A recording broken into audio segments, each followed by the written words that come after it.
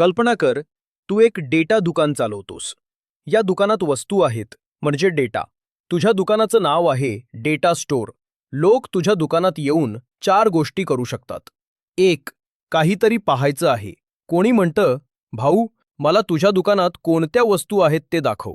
तू त्याला वस्तू दाखवतोस, पण काही बदल करत नाहीस. म्हणजे फक्त पाहणं. 2. नवीन वस्तू ठेवायची आहे. कोणी म्हणतं, भाऊ, माझ्याकडे नवीन वस्तू आहे, ती तुझ्या दुकानात ठेव. तू ती वस्तू घेऊन दुकानात ठेवतोस.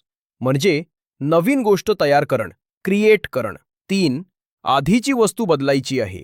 कोणी म्हणतं, भाऊ, माझ्या वस्तूची किंमत बदल. तू ती जुनी बदलून नवी ठेवतोस. 4. वस्तू काढून टाकायची आहे. कोणी म्हणतं, भाऊ, माझी ही वस्तू दुकानातून काढून टाक. तू ती वस्तू डिलीट करतोस. म्हणजे डेटा हटवणं, काढून टाकणं. आता आपण हेच API रिक्वेस्ट्सने समजून घेऊ. समजा तू OLXच्या वेबसाईटवरती गेलास. तिथे तू त्यांना म्हणतोस, तुमच्या वेबसाईटवर काय आहे ते दाखवा. ही झाली गेट रिक्वेस्ट. आता तुला तुझा मोबाईल तिथे विकायचा आहे, तर तू तिथे तो पोस्ट करतोस. ही झाली पोस्ट रिक्वेस्ट. पण चुकून तुझ्याकडून तुझ्या मोबाईलची किंमत 20,000च्या ऐवजी 2,000 झाली, तर त्याला तू अपडेट करतोस.